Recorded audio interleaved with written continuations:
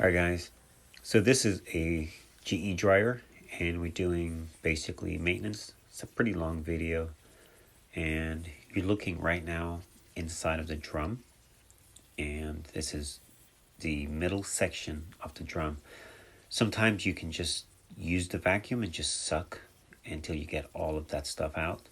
Sometimes you will have to remove that centerpiece, which I'll show you shortly. So just basically take your time. If you do not want to remove that centerpiece, just take your time. You can blow also. Just flip your vacuum around and then blow, and you can basically cause all that to be smushed up and moved around and then vacuum it out. Back there is pretty close to the element, so you want to make sure that you keep that area nice and clean because it's part of your heating or drying capacity. So we're speeding up here because it was kind of just boring. It's the same thing. So I just kind of want to show it.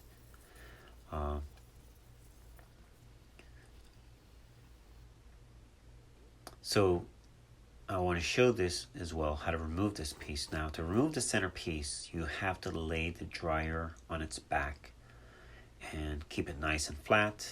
And then I think those are Torx 20 screws, and you want to remove them. Now this is a little tricky. I went ahead and just pulled the cover off so we can vacuum. You can see all the lint that was back there.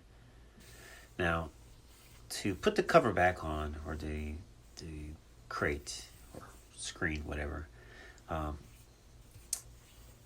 if you have some pins or dowels will work as well, but small enough to fit into the holes. And as you remove one screw, so right here, as you remove one of the screws, you would insert one of those pins, and that would keep the holes aligned so that when it was time to remove the cover, everything should be in place. So, but it's a little bit of finessing to get it, but as you use those pins, once they line up with the hole, then you should be okay. You just slowly put your screws in until they're snugged, and you want to put them all in loosely. Don't snug them up all the way, and then once you get the third one in, you can go ahead and snug up. This was a little bit.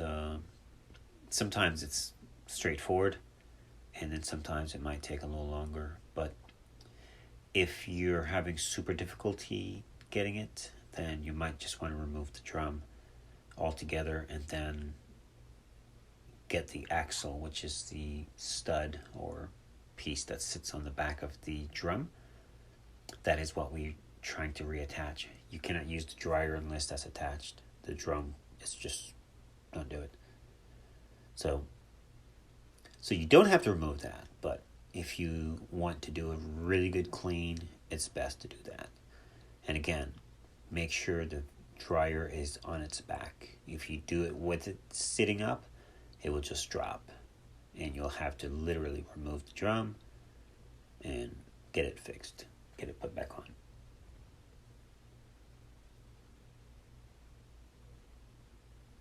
Make sure they're snug, not crazy tight.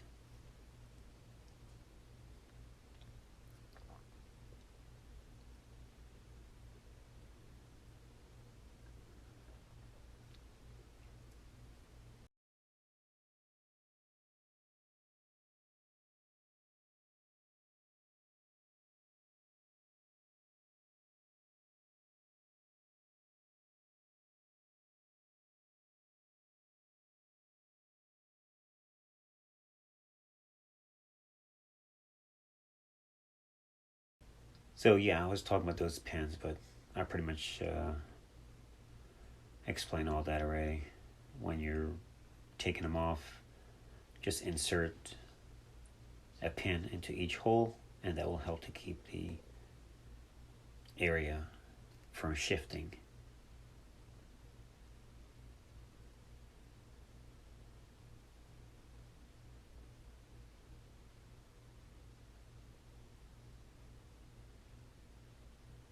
And if you have bigger, those were pretty small. If you have larger ones, that'd even be, you know, better because it fits in nicer.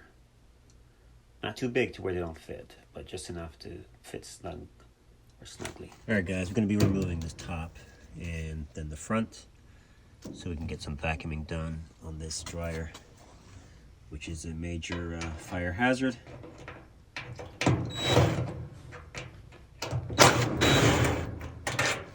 Phillips screw.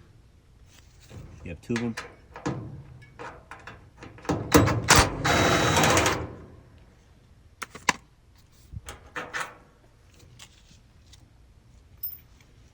To remove the top, pretty much just right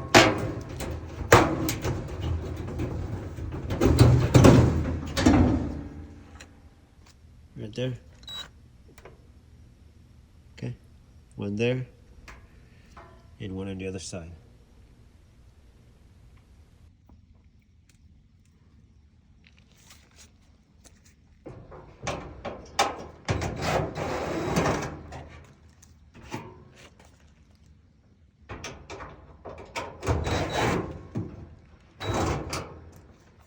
And of course, those are Phillips screws.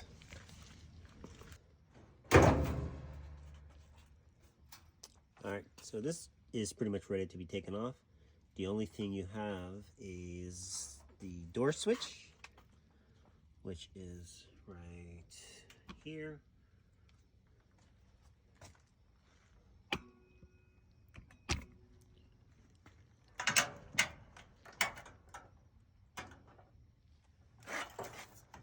This is your door switch wires, and you got to make sure you remove those before you can get this thing off. Show you how to do that. You don't want to break this plastic piece, so be careful. And then you have a orange or yellow and red wire, which is on the front. It's on the right side of the switch. That needs to come off.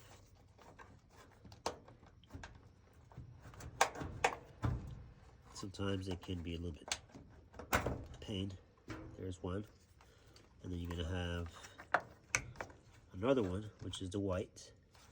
And he's on the back of the switch. You really can't mess these up because I think it's a smaller wire anyways. And then you have the red.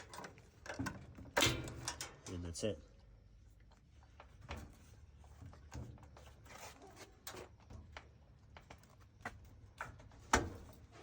And you pretty much lift this thing out, and that's it.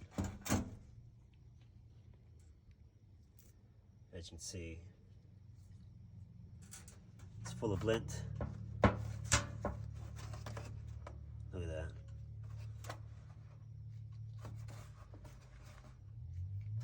You don't want to run your dryer with this stuff in there.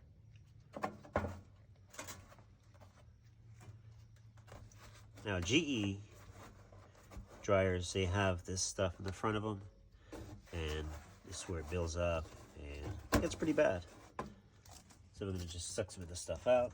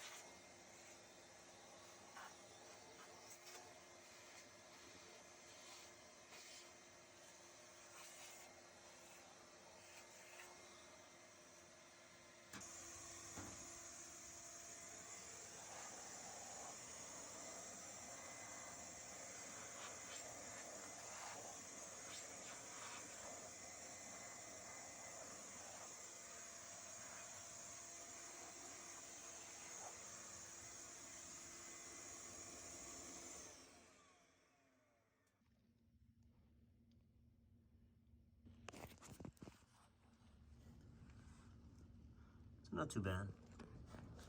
Still gonna blow it out, but Not too bad.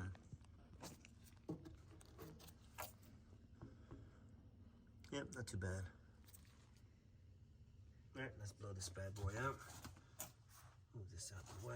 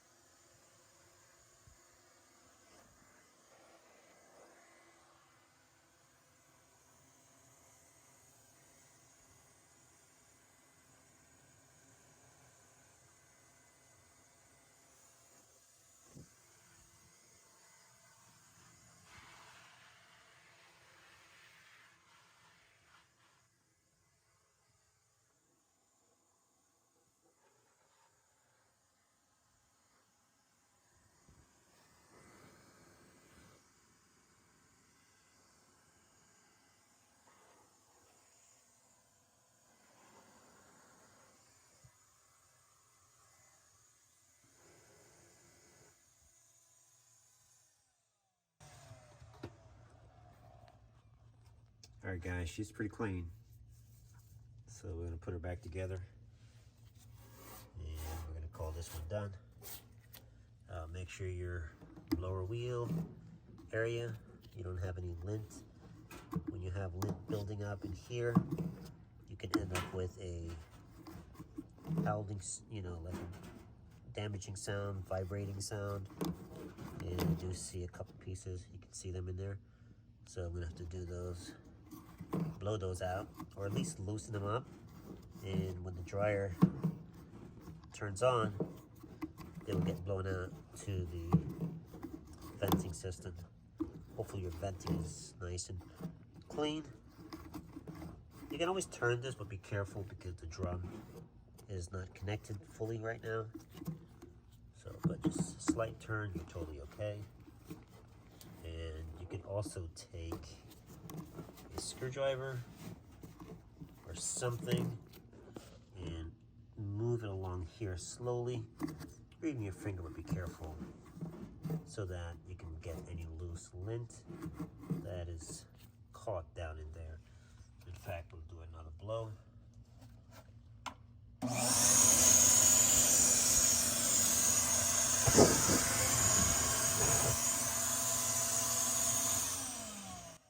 This is going to be blown out the back. I'll show you.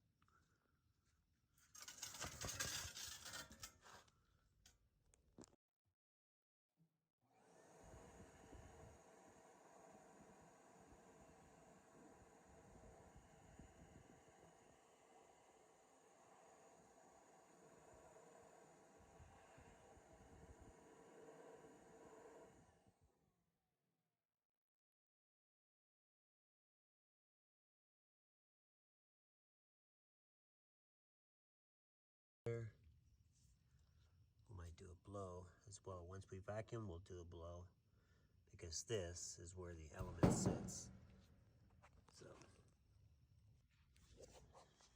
So I wasn't happy with, still got some dirt. Now GE is probably the only one you can pretty much wash out. So I'm gonna actually do a quick wash out on it. Royal Purple. Just gonna spray.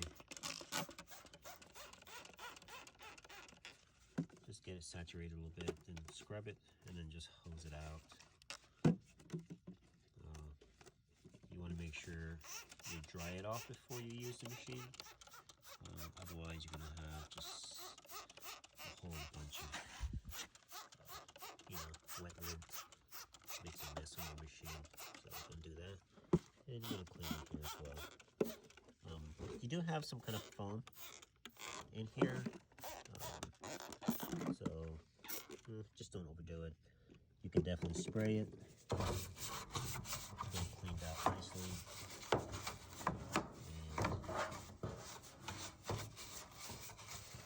I'm gonna close it out. Just want to loosen up most of this, because all this has to do with your airflow coming into the screen, and if that is restricted, then everything is restricted pretty much, and the machine is not allowing to breathe, and it can increase your dry time. Everything adds up. So they're not supposed to be filthy, they should be clean. So that's the idea. So I'm gonna hose this thing off. Also, another quick maintenance I'll show you on these GEs. So this part here is basically your glider, and sometimes they wear out, so keep an eye on those. If those are worn out, they do sell them as a kit, but before they're worn out, you want to make sure you replace them, because you do have a little tab right there. So if those are worn off, you'll have to replace this entire piece from there to there, and it snaps out. You pull that, and it comes forward. So, but this one is still good, and if they wear out, then you end up with the drum rubbing on here, and sometimes it makes a squeaking noise. So we're gonna hose this thing out.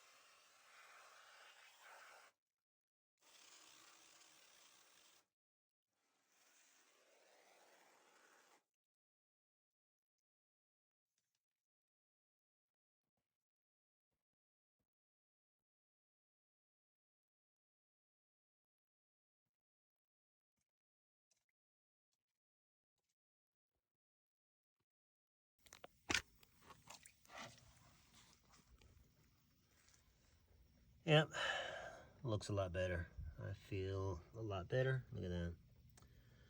So we're gonna wipe this thing down real quick and button her up, and I think she's good now.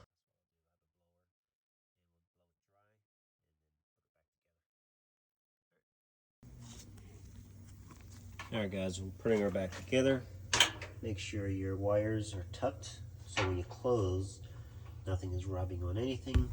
The white is on the left, and the red is connected to the center, and of course the yellow is right there. So make sure you do those. Cover your wire, Now to insert this part, you want to make sure you just lift the drum as you put your knees against the front of the dryer. Lift. And once the drum is in, you pretty much just work this here. And then you do the same over here. They do have tabs where they go in. So they're gonna move this in and out to make sure it snaps in. And no need to force anything, everything goes in as it should. So if one side is not going in, just snug this side. Keep your screws close so you don't have to reach. Hand tighten so you don't accidentally drop a screw. Because if you do, you gotta remove this whole front again. Pain in the butt. So hand tight. And then you can use your drill, screwdriver, whatever, and get it in.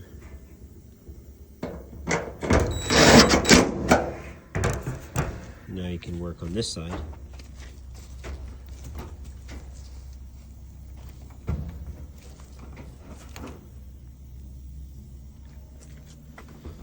And if the side is tight, you can always just see if the drum is rubbing. And sometimes it's just nothing, it just needs to be tightened up. But you also want to make sure that everything is lining up, because you don't want anything binding.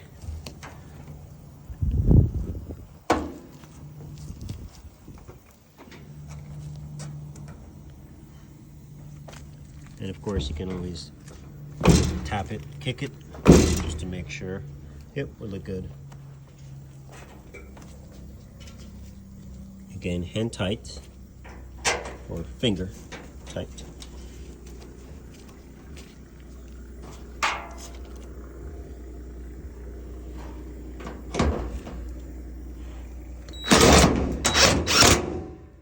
That's it, she's done. Alright guys, I think we're going to be wrapping this one up. All we have left is the lid, and it slides under. And then of course, 2 screws. One there, and one there. All right. I just washed it, hosed it pretty good, and it has a layer basically from either sitting around too long, not being cleaned properly, or like a lot of lint, what do you call those, fabric, dry fabric, you know, the sheets. And so they have a layer of oil, and sometimes over the years it can actually accumulate and actually cause these to seize up, or seal up I should say. So you can check yours by pouring some water, and if you notice that those are nice and clean, or pretty clean, and those are pretty, I literally scrubbed them. Now you might be able to soak this overnight, or if you have a small lighter or torch, you can go slowly along the edge. It might discolor it just a little bit, but it will burn and dry them out. All right.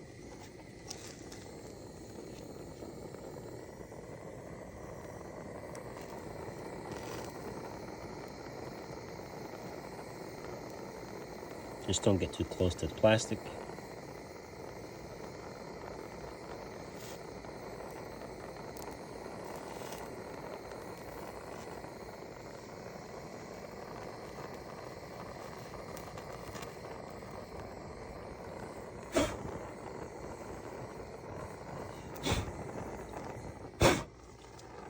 All it's doing is basically burning oils and whatnot.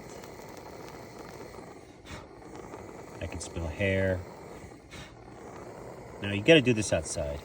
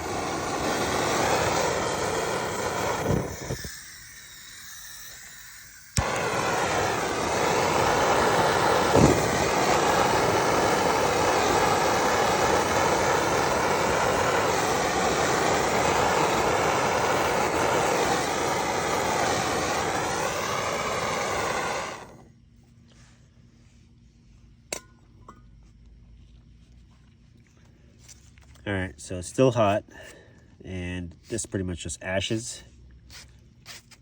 Okay. And it's pretty, a little bit, you know, I don't know, crazy, I guess you may say, but it's ashes now, and you can see she's pretty clean.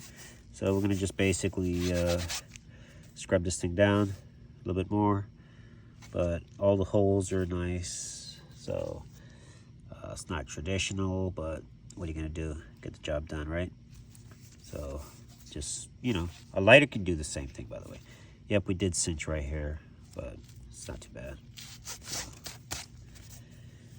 If you want, you can always get a sandpaper and just rub along here, or a wire brush also might have done a pretty good job.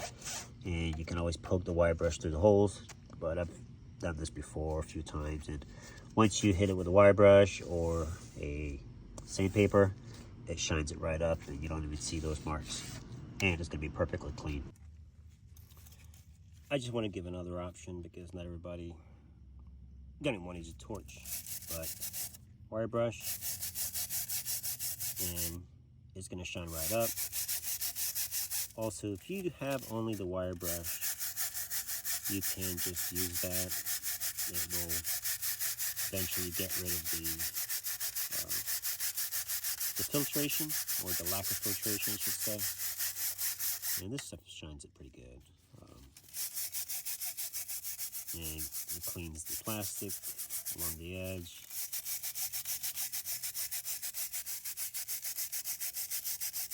And you can always use these to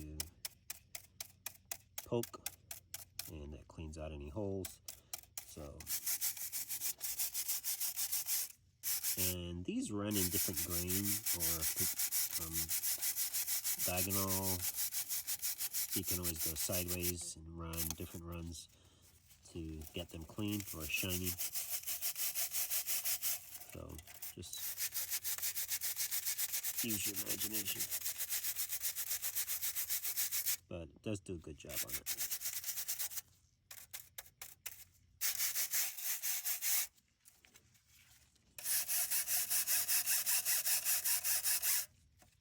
In fact, the wire brush does a pretty good job too.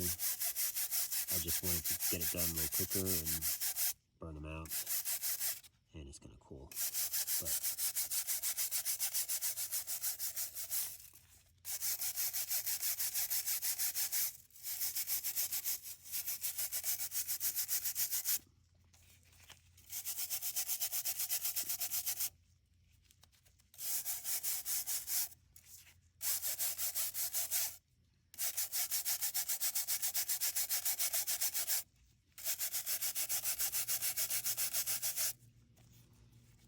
not bad.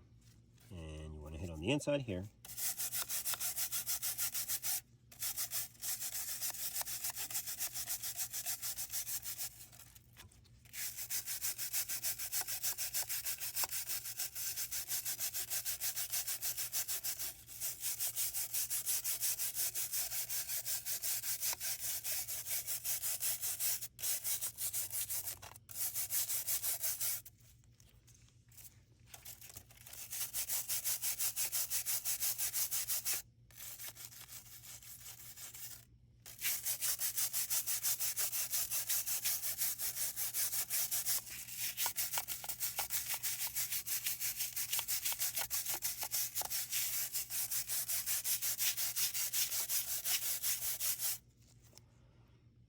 Alright guys, I think that's good enough for me.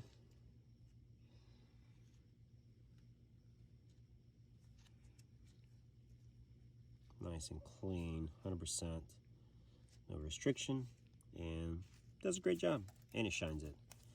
So, like I said, you don't have to use a torch, you can just use a good wire brush, and it will do a great job as well.